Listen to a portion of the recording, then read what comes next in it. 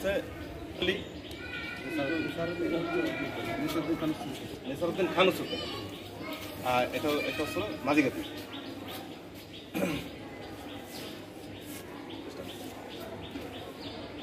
সম্মানিত সুধী, সকলকে আমার আন্তরিক অভিনন্দন, শুভেচ্ছা। আজকে আমি উপস্থিত হয়েছি গোপালগঞ্জের একটি স্বনামধন্য শিক্ষা প্রতিষ্ঠান দর্শপল্লী নেসারউদ্দিন খান উচ্চ বিদ্যালয় মাঝিগাতি। আজকে আমি এই বিদ্যালয়ে উপস্থিত হতে পেরে আমি নিজেকে খুব ধন্য মনে করছি। আমি এর আগেও এই বিদ্যালয়ে বৃক্ষরোপণ করেছি, যে সুযোগ্য প্রধান শিক্ষক মহোদয়কে নিয়ে, আর এখানে সাথে আমার ছিলেন আরও এই অন্যান্য শিক্ষক এবং ছাত্রছাত্রীবৃন্দ সকলকে নিয়ে বৃক্ষরোপণ করেছিলাম। তো আজকে তারই ধারাবাহিকতায় আজকে আমি আসলাম আরও একটা গাছ রোপণ করার উদ্দেশ্যে। তো আজকে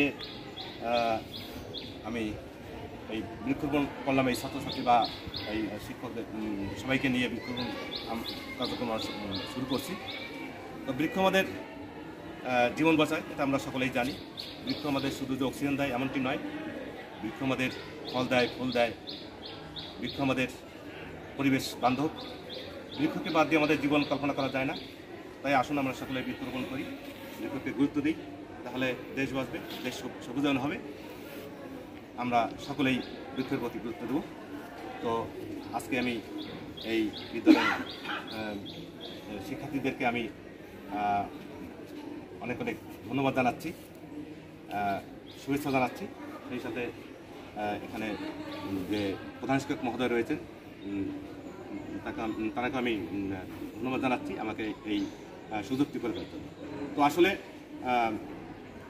আমার বক্তব্য এখানে আমি সংক্ষিপ্ত আলোচনা এখানে শেষ করছি। তো স্যারকে কিছু বলার জন্য অনুরোধ করছি। ধন্যবাদ। আমার শ্রেণীর ছাত্রছাত্রী বলবেন?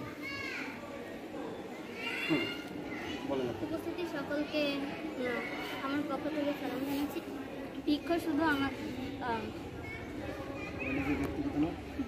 আমার নিজের ব্যক্তিগত না, বৃক্ষ আমাদের বিভিন্নভাবে উপকার করে। যেমন আমাদের অক্সিজেন দেয়, যেটা কিন্তু টাকার বিনিময়ে পাওয়া যায় না। আমাদের জীবন রক্ষা করে বৃক্ষ। তাছাড়াও আমরা যে খাতা কলমে লিখি, এই যে খাতার পেজটা, এটা কিন্তু বৃক্ষ থেকেই আমরা পাই। বিভিন্নভাবে বৃক্ষ আমাদের উপকার। বৃক্ষ থেকে আমরা ফল, ফুল, এনিথিং সব কিছু পাই, যা আমরা খাবার খেতে পারি। ধন্যবাদ রশ্মিকে।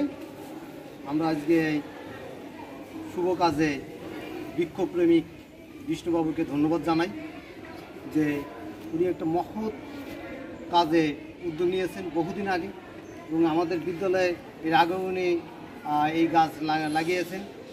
এই পরিবেশে মানে পৃথিবী শুধু না, এই সারা দুনিয়ায় পৃথিবী সর্বত্র যে পরিবেশ ভারসাম্য বৃক্ষ একটা আমাদের উপকারী, সেটি আমাদের বিষ্ণুবাবু আমাদের শিখিয়েছেন।